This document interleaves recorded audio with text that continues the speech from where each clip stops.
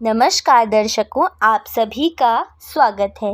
आज हम आपके लिए लेकर आए हैं भगवान श्री कृष्ण से जुड़ी कहानी, कृष्ण जी के मंदिर में चोरी। आइए शुरू करते हैं। एक गांव में एक गरीब किसान का परिवार रहता था। माधव अपनी पत्नी साधिका के साथ खेती करता था। उनकी एक छोटी सी बेटी थी, रचना। माधव भगवान कृष्ण का बहुत बड़ा भक्त था। एक दिन वह मंदिर गया तो रचना भी उसके साथ चली गई। मंदिर से वापस आने के बाद रचना ने अपने पिता से कहा। रचना कहती है, पिताजी, मंदिर में जो मूर्ति थी उसने कितने अच्छे कपड़े पहने थे। हम तो हमेशा फटे पुराने कपड़े पहनते हैं। माधव, बेटा, वे तो भगवान कृष्ण और राधा रानी की मूर्ति है। वहाँ मंदिर में तो बड़े बड़े सेठ बहुत सा पैसा दान में देते हैं, जिससे भगवान की पोशाक बनाई जाती है। रचना, लेकिन पिताजी, भगवान के पास किस चीज़ की कमी है? अगली बार मैं दोबारा आपके साथ मंदिर चलूँगी और भगवान से हम सब के लिए अच्छे अच्छे कपड़े मांगूंगी। साधिका, अच्छा ठीक है, मांग लेना। अब बहुत देर हो गई है, सो जाओ।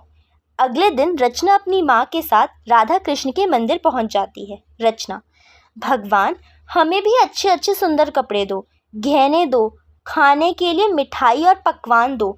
आप तो मज़े से यह सब खाते हो, लेकिन हमें कुछ नहीं मिलता। साधिका, बेटा, ऐसा नहीं कहते। जो मिल रहा है हम उसमें खुश रहना चाहिए। कुछ देर भगवान के सामने बैठकर दोनों माँ बेटी घर वापस आ जाते हैं। इसी तरह कुछ दिन और बीत जाते हैं। इसी बीच एक सेठ जी मंदिर में आते हैं। सेठ जी, पंडित जी, मैं भगवान कृष्ण के श्रृंगार के लिए यह रेशमी पटका और राधा जी के लिए यह रेशमी चुनरी लाया हूँ। साथ में सोने के गहने भी हैं। आप इनका श्रृंगार कर दीजिए, लेकिन ध्यान रखें, इसकी रखवाली करना आपकी जिम्मेदारी है। पंडित जी कृष्ण जी और राधा जी के वस्त्र बदलकर नए रेशमी वस्त्र व गहने पहना देते हैं।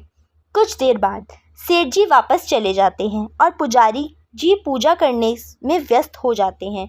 इसी बीच साधिका और रचना दोनों मंदिर पहुंचते हैं। रचना, माँ देखो, कान्हा जी और राधा जी ने कितनी सुंदर पोशाक पहनी है। यह मुझे भी पहननी है। आप इनसे कहिए ना कि पोशाक कुछ देर के लिए हमें दे दें। साधिका, बेटा, ऐसा नहीं बोलते, भगवान नाराज हो जाएंगे। रचना, माँ, मुझे तो यही पोशाक चाहिए। राधा जी की चुनरी कितनी अच्छी लग रही है। पंडित जी, तुम दोनों यहाँ बैठ कर क्या बातें कर रही हो? कहीं गहने और कपड़े चुराने की मंशा तो नहीं बना रही हो? साधिका, नहीं पंडित जी, बच्ची है इसलिए जिद कर रही है। हम तो मंदिर में हर दिन पूजा करने आते हैं। पंडित जी, चलो भागो यहाँ से, मैं सब समझता हूँ। सेठ जी ने सारी जिम्मेदारी मुझे दी है गहनों की रखवाली की। यह कहकर पंडित जी माँ बेटी को मंदिर से निकाल देते हैं। शाम को जब माधव घर वापस आता है तो साधिका उसे सारी बात बताती है। माधव, तू चिंता मत कर, मैं कल जाकर पंडित जी से बात करूँगा। अगले दिन माधव, साधिका और रचना तीनों मंदिर पहुँच गए। वहाँ सेठ जी भी पूजा करने आए थे। साधिका और रचना को देखकर पंडित जी सेठ जी से कहा, पंडित, सेठ जी, ये वही लोग हैं जो मंदिर में चोरी करने की योजना बना रहे थे।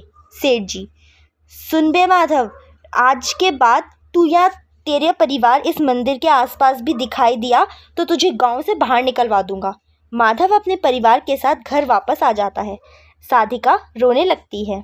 साधिका, भगवान क्या सिर्फ अमीरों के हैं? हम गरीबों के लिए तो मंदिर भी बंद हो गए।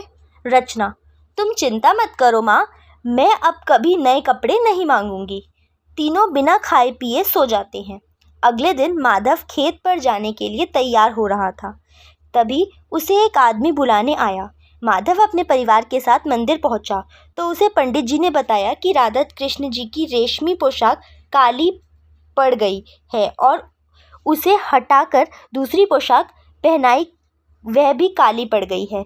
उससे बहुत बड़ी गलती हो गई लगता है। भगवान नाराज़ हो गए। तभी रचना मंदिर के अंदर चली गई। रचना, भगवान जी, मुझे माफ़ कर दीजिए, मेरे कारण आप नाराज़ मत होइए। मैं आपसे कभी आपकी पोशाक नहीं मांगूंगी। तभी राधा जी की चुनरी रचना के ऊपर आ गई और वह रेशम की बन गई। यह देखकर सेठ जी ने कहा, सेठ जी, कान्हा जी, हमसे बहुत बड़ी गलती हो गई। हमने आपकी नन्ही भक्त का अपमान किया। उसके बाद राधा कृष्ण जी ने कपड़े और आभूषण पहनने के जैसे हो गए। सेठ जी, माधव, आज से तुम्हारे परिवार का पूरा ध्यान मैं रखूंगा और इस बच्ची के लिए नए कपड़े, गहने और खाने पीने का सारा सामान मेरे घर से आएगा। यह सुनकर माधव और साधिका बहुत खुश हुए। साधिका, कान्हा जी ने स्वयं अपने वस्त्र हमें देकर हमारा जीवन धन्य कर दिया। उस दिन से रचना और उसका परिवार को पूरे गांव में मान सम्मान मिलने लगा। इस कहानी से हमें यह सीख मिलती है कि भगवान सबके हैं, चाहे अमीर हो चाहे गरीब हो, बस भाव सच्चा होना चाहिए और भगवान हमेशा अपने भक्तों का साथ देते हैं, उन्हें कभी भी अकेला नहीं छोड़ते। इसलिए भगवान की भक्ति पूरे मन और सत्य के साथ करें। बोलो राधे राधे। जय श्री कृष्ण।